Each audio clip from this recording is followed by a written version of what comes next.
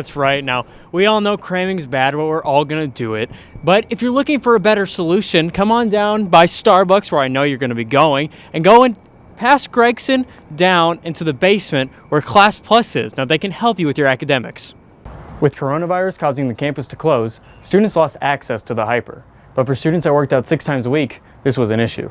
Quarantine and the switch to online isn't just affecting the academic lives of students, it's also affecting how they're interacting with their groups. One such group is the religious group Crew.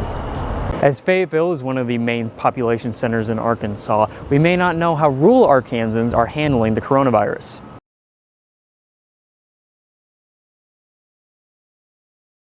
That's right, Bryce. I'm going to be talking about the Forward as one ticket. Now, with Julia Null as their presidential candidate, Ben Cameron as their vice presidential candidate, Giselle Esparza as their treasurer, Emma Kate Dillon as their secretary, and last but not least, Maverick, their campaign dog, they're looking to bring some change. Now, I spoke with Julia about their 3 main points about their ticket.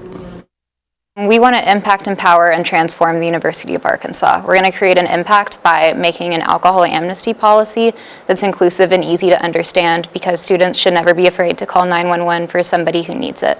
We're going to empower students by making sure all of their resources are multilingual so that international student RSOs can better apply for ASG funding.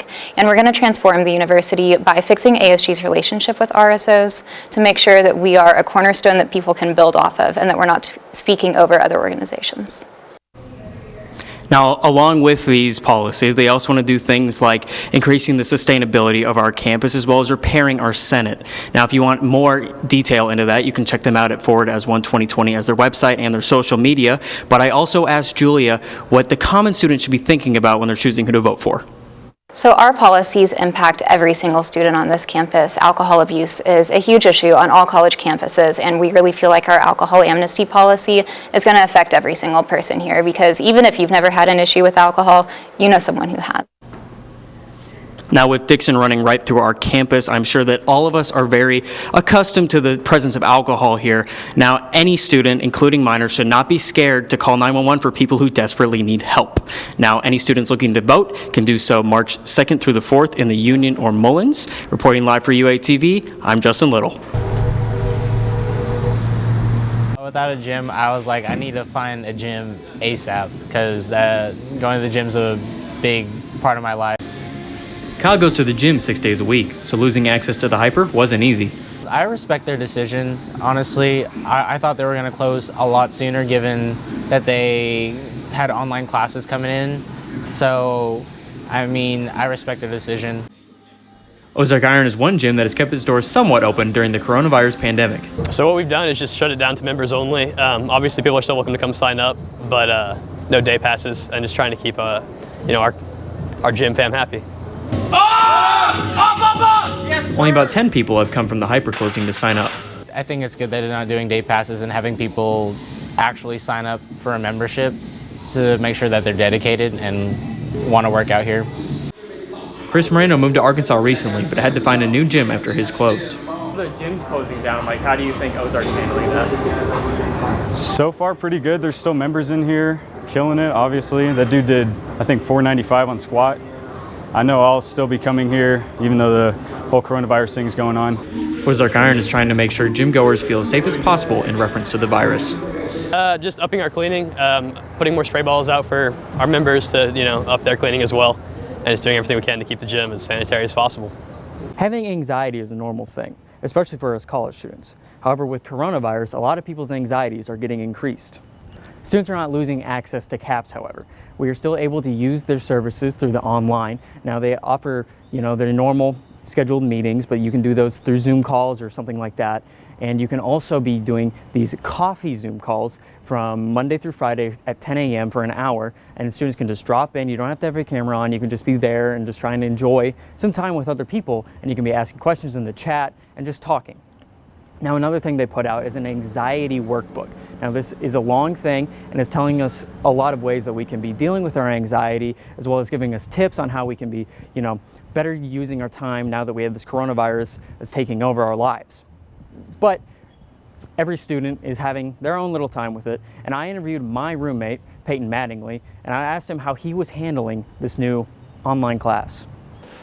Kind of hard is keep track of everything online. Can't really go out and study with people either, just because most people either went home or, you know, they're just staying inside their own homes most of the time. Some professors are hearing the concerns of their students, and they're doing things to make sure these online classes are a little bit more manageable so that we can take our mental health seriously in this really trying time. Reporting for UATV, I'm Justin Liddle.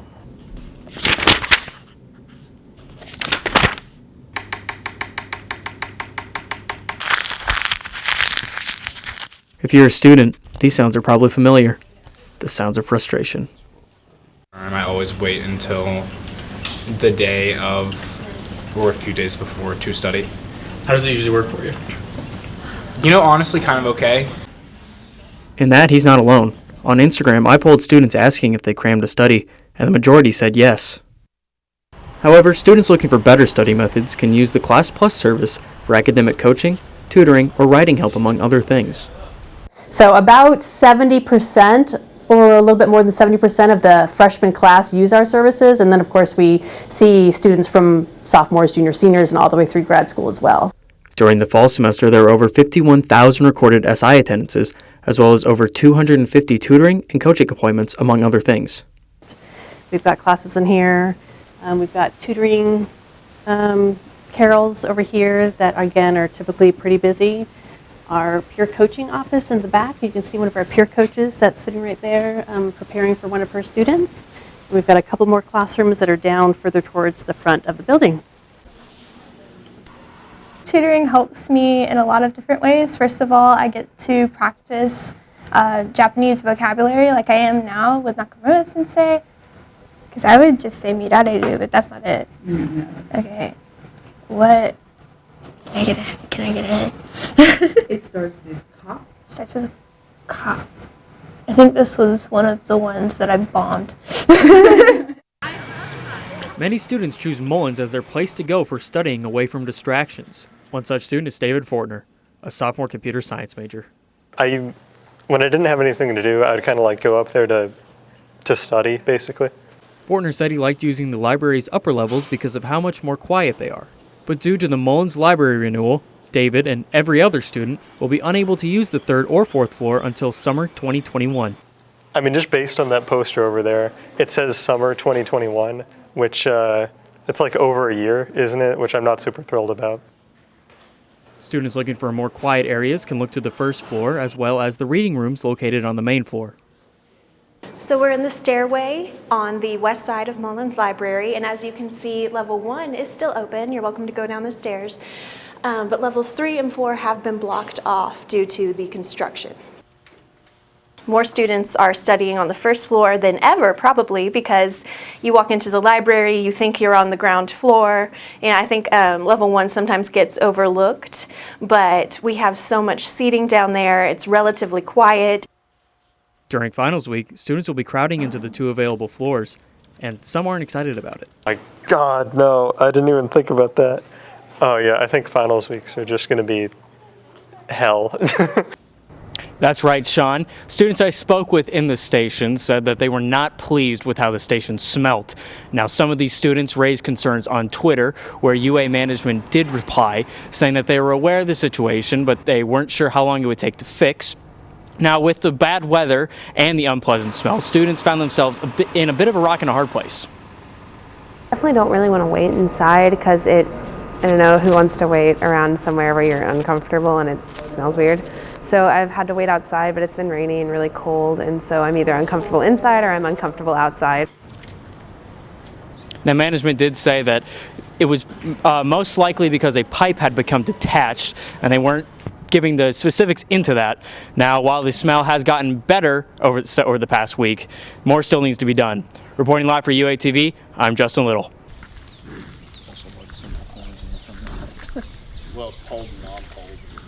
While it may not be obvious looking at a small town of around 1,000 people like Flippin, the effects of the coronavirus have spread even here. Everyday life has changed, and there's even been a confirmed case in Marion County. You know, living here, you know, we're still going to work. We got to do a lot of other things, and it's hard to sitting in Flippin, Arkansas, understand the depth of what this disease has done in New York, for an example. The biggest employer in the area, Ranger Boats, is unfortunately having to lay people off due to the virus.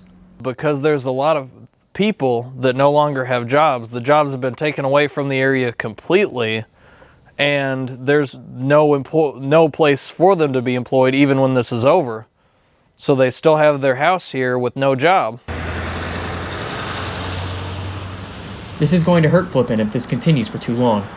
There's not enough supplies locally for the population because, you know, it's not usually an area that needs a lot of supplies. So there's not that much to grab whenever things hit the fan. While the pandemic continues, rural Arkansas will continue to adjust.